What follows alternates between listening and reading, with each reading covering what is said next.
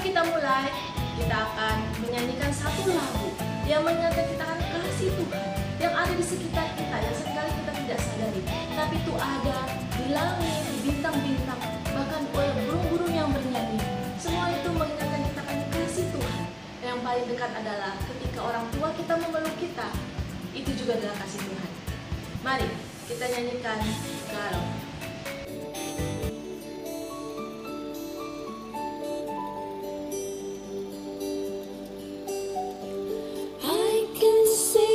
The stars that shines and the birds above.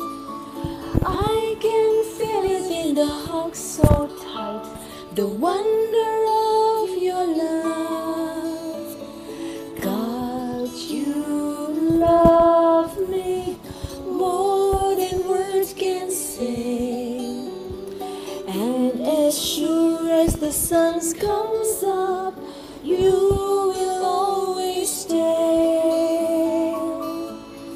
And I praise you, God of love.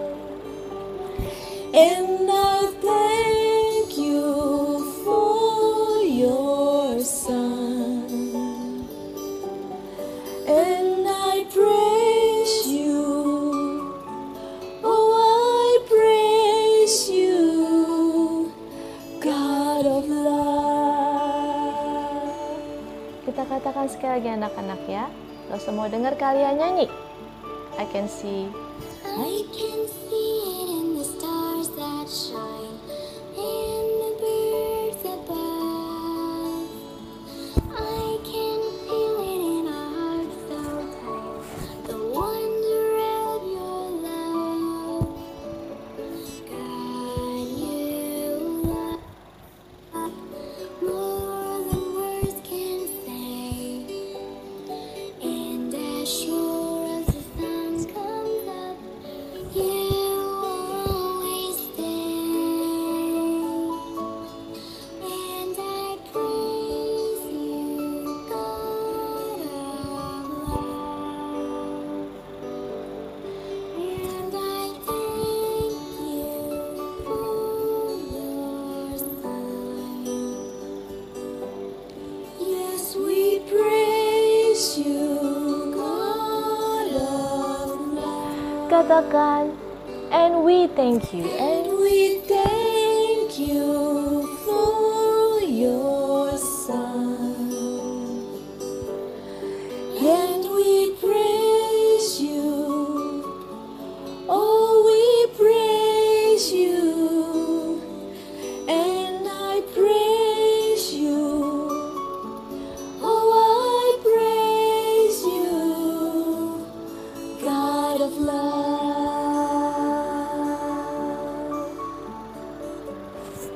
Katakan sekali lagi God of love. God of love. Benar anak-anak, Allah kita adalah Allah yang mengasihi, Allah yang penuh dengan kasih. Terima kasih Tuhan.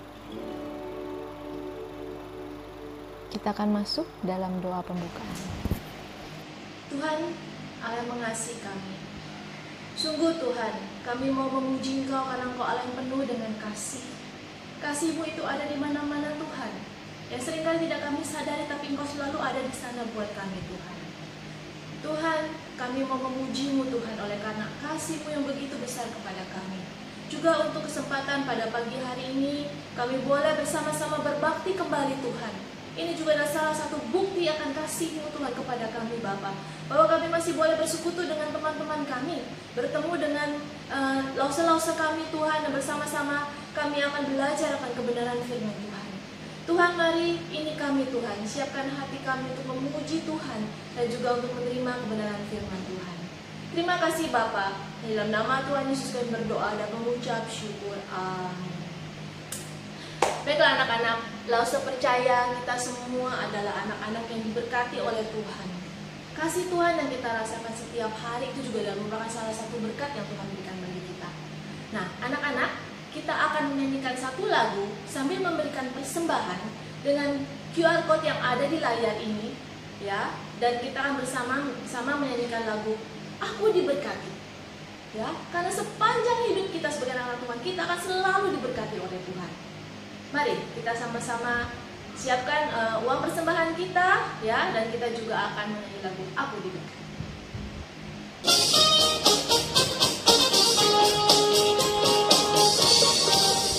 Aku diberkati, sepanjang hidupku diberkati. Bila bangun pagi, hari, siang, berganti malam, aku diberkati. Ya, lagi ya, kita katakan aku diberkati. Aku diberkati, sepanjang hidupku diberkati. Bila bangun pagi, hari, siang, berganti malam, aku diberkati. Dan anak-anak, berkat Tuhan itu tidak pernah terlewatkan bahkan oleh orang-orang yang tidak percaya sekalipun. Mereka tetap diberkati oleh Tuhan. Tetapi kita punya berkat yang spesial yang Tuhan berikan bagi kita. Melalui ulaman itu kita akan mengucap syukur dengan persembahan kita. Kita nyanyikan sekali lagi, aku diberkati. Aku diberkati, sepanjang hidupku diberkati. Bila bangun pagi, hari, siang, berganti malam, aku diberkati. Sekali lagi ya. Aku diberkati, sepanjang hidupku diberkati. Bila bangun pagi, hari, siang, berganti malam, aku diberkati. Aku diberkati. Aku diberkati.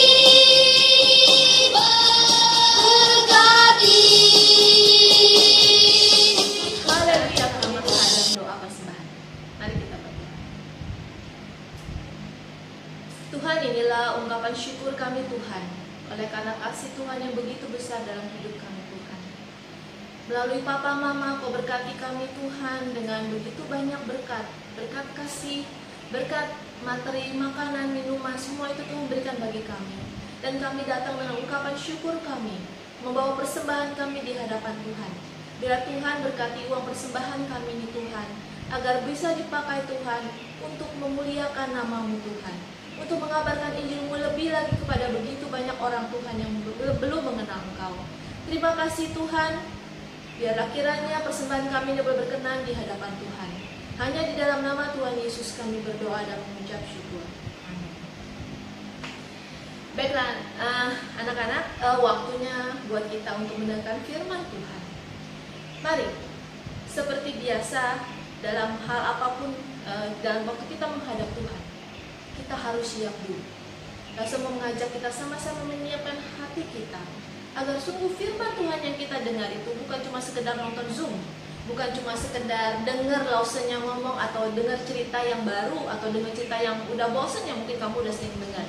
Tapi biarlah kiranya firman Tuhan, walaupun mungkin kamu sudah pernah dengar dan mungkin berulang kali didengar, tetapi Tuhan tolong supaya hati kita dibuka sehingga kita bisa mendapatkan pengertian yang baru seperti yang Tuhan inginkan untuk kita lakukan dalam hidup kita.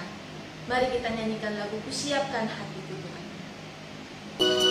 Sama-sama kita nyanyikan lagu ini dengan hati yang sungguh-sungguh berdoa, meminta kepada Tuhan agar Tuhan menyiapkan hati kita akan kebenaran firman Tuhan. Kita nyanyikan sama-sama. Kusiapkan hatiku Tuhan, untuk dengar firman-Mu saat ini.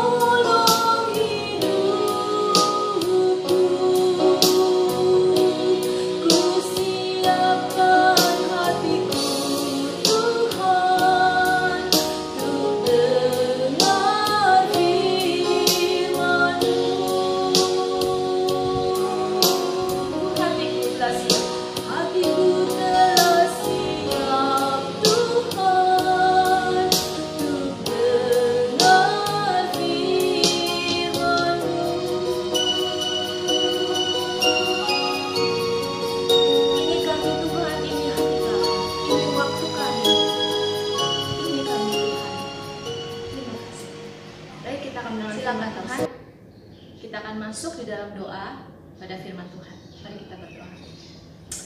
Bapa, inilah saatnya Tuhan, kami mau duduk diam, mendengarkan firman-Mu. Tolong kami Tuhan, berikan kami hati yang sungguh-sungguh, rindu untuk mendengar firman-Mu. Hati yang mau diajar dan hati yang mau dibentuk. Biarlah firman-Mu pada hari ini Tuhan, boleh menjadi firman yang hidup di dalam kehidupan kami. Walaupun mungkin kami sudah kembali kepada kehidupan kami sehari-hari, bila firman ini boleh kami lakukan senantiasa. Berkatilah sedunia Tuhan yang akan bawakan firman-Mu. Biarlah kiranya firman-Mu itu boleh dibukakan bagi kami. Hanya di dalam nama Tuhan Yesus kami berdoa dan mengucap syukur. Amin. Silakan. Halo adik-adik semuanya, apa kabarnya? Lausa senang sekali berjumpa dengan adik-adik. Nah, sebelum kita dengar firman Tuhan, Lausa mau tanya nih, di antara kita sudah banyak yang sarapan belum? Atau banyak yang belum nih? Wah, ternyata banyak ya. Cuman ada beberapa Lausa lihat juga belum sarapan. Sama seperti Lausa adik-adik. Hari ini saking buru-burunya Lausa lupa deh sarapan. Untuk itu Lausa mau ajak kalian semua untuk yuk kita buat sarapan dulu. Khusus ya bagi yang belum sarapan. Supaya nanti ketika kita dengar firman Tuhan kita nggak sakit perut adik-adik. Nah saat ini Lausa ingin membuat sesuatu. Ada yang mau tebak apakah itu? Kue? Bukan. Ada lagi? Bukan. Ternyata adik-adik hari ini Lausa kepikiran mau buat martabak. Martabak kue juga ya, lupa Lausa. Iya bener. Nah adik-adik di dalam membuat martabak tuh ada dua pilihan loh. Ada martabak manis, ada martabak telur. Siapa yang suka martabak manis? Angkat tangan. Wah banyak. Yang suka martabak telur? Wah banyak juga. Nah hari ini Lausa ingin membuat martabak telur. Yeay. Nah adik-adik untuk membuat martabak telur itu ternyata ada dua pilihan juga loh. Pertama itu kita bisa pakai telur bebek, bisa juga pakai telur ayam. Nah adik-adik boleh pilih deh sesuka kalian semua. Nah ngomong-ngomong telur bebek dan telur ayam, Lausa teringat sebuah cerita. Adik-adik mau denger gak? Yeay, yuk kita denger ya. Nah adik-adik pada zaman dahulu kala, pada saat itu ada pertemanan antara si bebek dan si ayam adik-adik. Mereka hidup berdampingan, mereka itu baik sekali ya saling bersahabatan satu dengan yang lainnya. Tapi entah kenapa adik-adik suatu saat antara si bebek dan si ayam itu terjadi perselisihan. Intinya si ayam itu tidak suka sama si bebek. Dia sebel banget sama si bebek. Kenapa ya tiba-tiba yang tadinya teman baik lalu tiba-tiba jadinya dia sebel? Karena ternyata adik-adik si ayam itu iri sekali sama si bebek. Dia merasa kenapa ya si bebek itu telurnya kok bisa besar dan juga kalau dijual telurnya jauh lebih mahal adik-adik. Sehingga timbullah rasa iri hati, timbullah kebencian di hatinya adik-adik.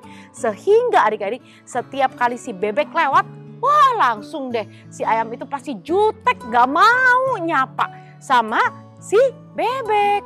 Nah singkat cerita adik-adik, suatu hari si ayam mulai berpikir gimana ya caranya supaya aku bisa nyaingin si bebek itu. Aku juga pingin punya telur yang lebih besar dan harganya itu lebih mahal adik-adik. Lalu dia mulai berpikir, oh dapet adik-adik.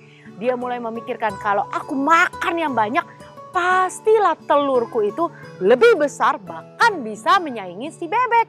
Wah dia senang sekali lalu dia kemudian cepat-cepat dia pergi keluar dan dia mencari makan. Singkat cerita adik-adik dia terus makan sampai perutnya membesar adik-adik ya. Lalu habis itu dia kelayangan adik-adik. Terus tiba-tiba plek, pingsan adik-adik. Kenapa? Karena kekenyangan adik-adik. Nah tapi untunglah adik-adik. Ketika si ayam pingsan si bebek itu lewat adik-adik. Kagetlah si bebek langsung segera dia menolong si ayam adik-adik.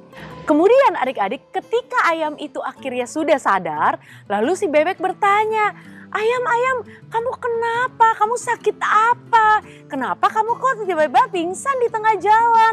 Lalu kemudian dengan sedih gitu ya, dengan penuh amarah gitu ya, si ayam itu bilang berkata begini adik-adik. Itu semua gara-gara kamu Bebek. Kalau bukan gara-gara kamu aku gak mungkin jadi seperti ini. Lalu kemudian si Bebek, kok gara-gara aku? Aku kan gak ngapa-ngapain kamu ayam.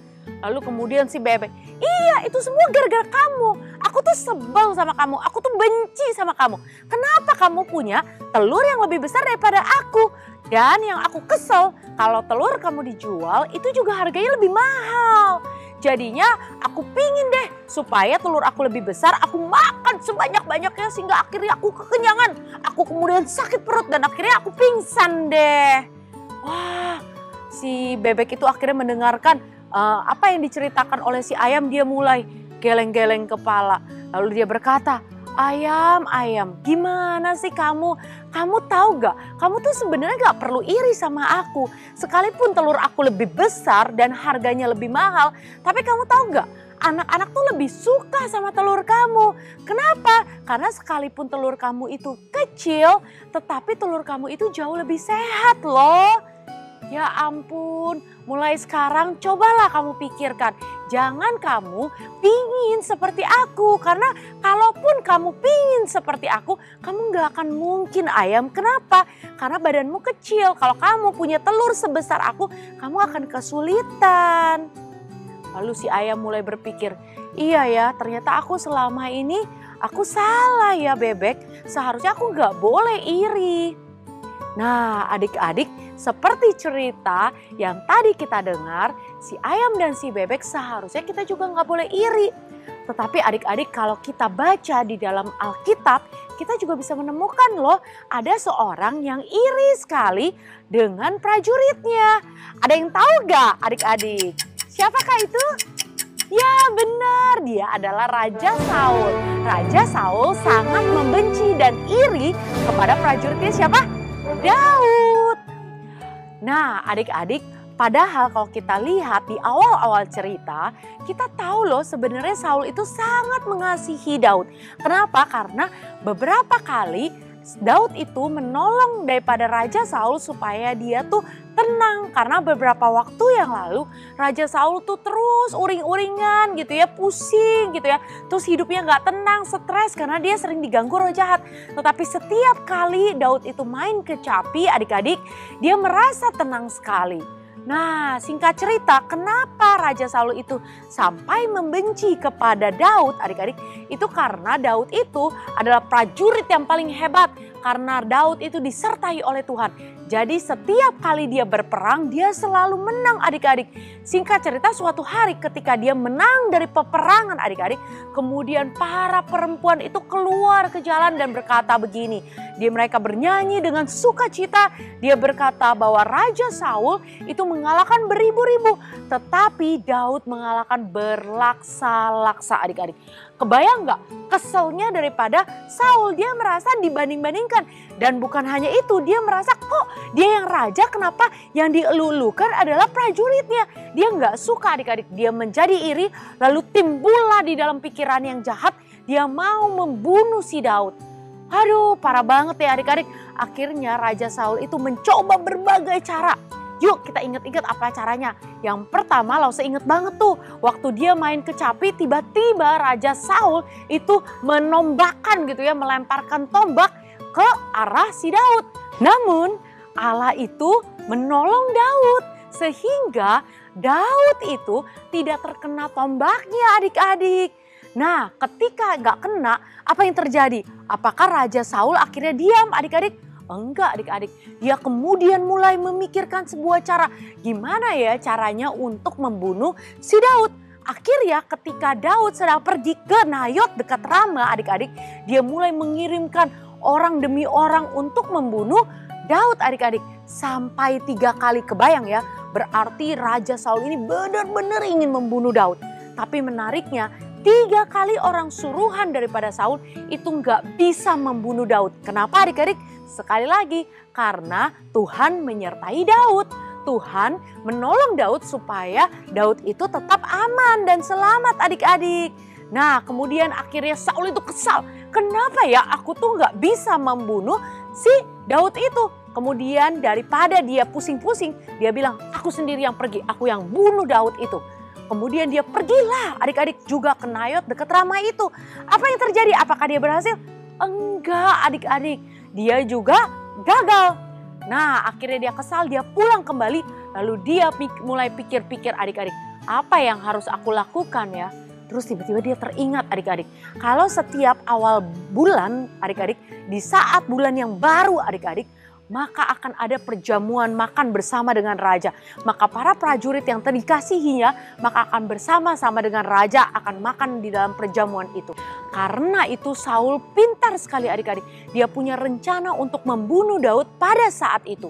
Tapi menariknya Saul itu punya anak yang bernama Yonatan. Yonatan itu sangat sayang kepada Daud. Ketika dia tahu bahwa ayahnya akan membunuh Daud adik-adik, dia langsung kasih tahu Daud supaya Daud itu pergi, supaya Daud itu selamat, supaya tidak dibunuh oleh ayahnya. Karena itu adik-adik, singkat cerita Saul menjadi makin marah. Kenapa? Karena akhirnya Daud tidak dibunuh gitu ya, tidak berhasil dibunuh karena Daud tidak datang ke dalam perjamuan malam itu. Nah adik-adik, dari kisah ini kita melihat adik-adik betapa kacaunya, betapa parahnya adik-adik kalau kita punya atau menyimpan iri hati di dalam hati kita. Kita tuh pasti bisa merugikan orang lain maupun merugikan diri kita sendiri. Wah mungkin ada yang ditanya ya dari antara kita. Ya kalau merugikan orang lain iya sih, buktinya kan Saul membunuh Daud kan. Dia pingin sekali berkali-kali ingin membunuh Daud. Tapi merugikan dirinya sendiri di mana kita taunya ya Lause? Ya merugikan diri sendiri artinya Saul pun tidak selalu merasa tidak aman ketika dia merasa bahwa Daud itu selalu masih hidup gitu ya. Jadi dia terus hatinya gak nyaman, gak tenang gitu ya. Berusaha dengan pikiran-pikiran jahat gimana ya caranya supaya Daud itu bisa dibunuh. Hidupnya gak sama sekali gak bahagia adik-adik. Nah itulah ketika kita menyimpan iri hati, kita juga pasti nggak tenang. Apalagi kita adalah anak-anak Tuhan adik-adik. Kita pasti nggak akan tenang ketika kita tahu kita berbuat dosa, tetapi kita masih terus melakukannya. Pasti kita merasa gelisah hati kita dan kita tidak nyaman. Untuk itu adik-adik, kalau di antara kita saat ini ada menyimpan iri hati, yuk kita minta ampun kepada Tuhan, kita bertobat di hadapan Tuhan sehingga hati kita menjadi tenang dan damai. Dan percayalah Tuhan pasti mengampuni setiap kita. Nah bagi kita yang tidak menyimpan iri hati, kita juga harus berhati-hati loh adik-adik. Jangan sampai kita juga iri hati. Karena iri hati sekali lagi apa adik-adik? Merugikan baik orang lain maupun diri kita sendiri. Nah yang kedua adik-adik, kalau misalnya orang lain yang iri kepada kita, gimana sikap kita seharusnya? Adik-adik gak perlu khawatir karena Tuhan akan selalu menjaga dan melindungi kita. Layaknya Daud adik-adik, sekalipun Saul itu adik-adik, dia ingin membunuh, mencoba berkali-kali membunuh daripada Daud. Buktinya kita tahu kan, akhirnya Daud selamat. Tuhan tidak akan meninggalkan kita dan dia akan menolong kita. Sebaliknya adik-adik, yuk kita berdoa bagi orang-orang yang mungkin kita tahu dia nggak suka sama kita, dia iri sama kita. Supaya dia juga mendapatkan hidup yang tenang dan damai. Ya itu aja adik-adik hari ini, mari kita berdoa. Bapa di dalam surga, kami sungguh bersyukur atas anugerah Tuhan yang luar biasa. Sehingga kami pagi hari ini kami boleh diingatkan bahwa kami menjadi anak-anak Tuhan, kami tidak boleh iri. Karena kami tahu iri itu tidak hanya merugikan orang lain tapi juga merugikan diri kami sendiri. Tuhan ampunilah kami kalau kami didapati kami menjadi anak-anak yang suka iri. Entah itu sama teman kami, sama saudara kami, ataupun orang-orang di sekeliling kami. Tuhan ampunilah kami. Terima kasih Tuhan, kami rindu menjadi anak-anak yang menyenangkan hati Tuhan, yang kami tidak iri lagi kepada orang lain. Terima kasih ya Bapa, dan nama Tuhan Yesus kami sudah berdoa dan mengucap syukur. Amin. Adik-adik, ayat hafalan kita hari ini diambil dari Mazmur 5 ayat 13. Sebab Engkaulah yang memberkati orang benar ya Tuhan. Engkau memagari dia dengan anugerah-Mu seperti perisai. Sekali lagi, Mazmur 5 ayat 13. Sebab Engkaulah yang memberkati orang benar ya Tuhan. Engkau memagari dia dengan anugerah-Mu seperti perisai. Amin adik-adik, Tuhan memberkati kita semua.